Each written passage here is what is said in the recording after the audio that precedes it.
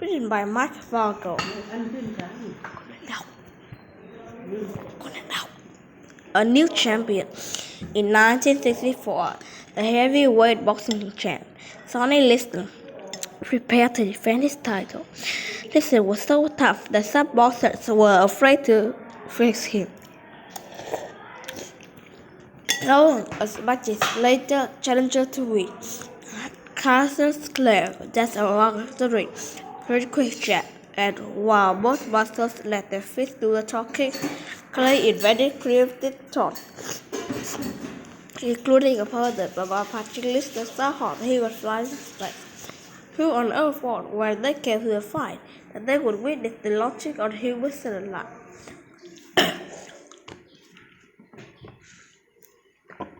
In the title fight, Clay dodged Liston's hardest swing while he lit Austin with quick jabs.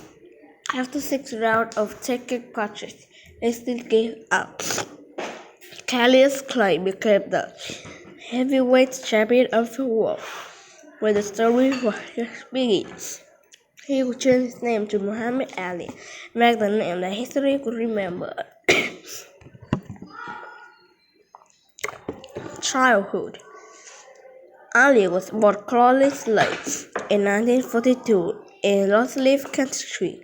His family had to deal with segregation on a basic basis. At that time, restaurant stores in many parts of the South refused to serve Black Americans. Most of white people sometimes attack or even murder Black people who dare to claim that they should be treated equally. When Cassius was 12, someone stole his bike. He told his stable police officer, John Morton, that he wanted the steal, but he suggested he fight in a boxing ring instead. With Morton, his boxing coach, Cassius began training and won his first fight. Later that year, at 14, he won an amateur boxing tournament, going for the gold. At age 17, Clay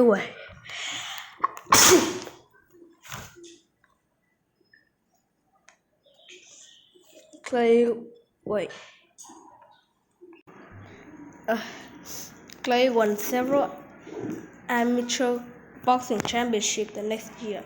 He went to Italy for the 1960 Olympic Games in Rome. Clay had never flown before and was scared to get on the plane, but he wasn't scared in the ring. He won the gold medal.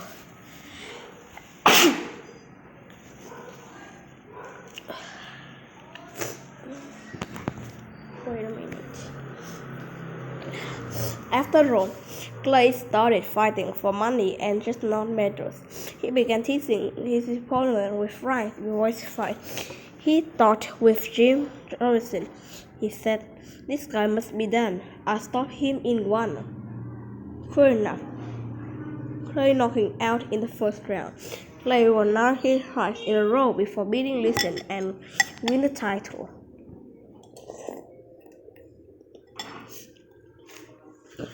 Muhammad Ali. About the time he became champ, Clay joined the religion of Islam and took the name of the Islam prophet. He said that the name Clay was a slave name. He said his new name was a free name that only love of the God, taking a new name, always taking back his identity, refusing to fight. In the mid-1960s, the U.S. military began drafting gentlemen to fight war in Vietnam, a country in Southeast Asia. Ali refused to be drafted because his religious beliefs instead against racism. He also said he wouldn't fight for a country that didn't treat Black Americans as equal as citizens. Speaking out made Ali a hero to many people, but the boxing world didn't want the most famous fighters stirring up trouble. Draft. Ali was stripped of the heavyweight title and banned from boxing. Instead, Ali now spoke at the college about the war and the civil rights movement. The comeback. After 3 years, Ali finally announced back into the ring. Even though his court case was still on, he challenged the new heavyweight champ, Joe Frazier, in a match he called the fight of the century. For Ollie, it was the reverse of the listed fight. His speed was no match Frazier's strength. Frazier was knocked Ali down several times. The judge awarded the match to Frazier. It was the first professional fight Ali had ever lost. But 3 months later, the Supreme Court ruled that he had the right to refuse the draft because of his religious belief.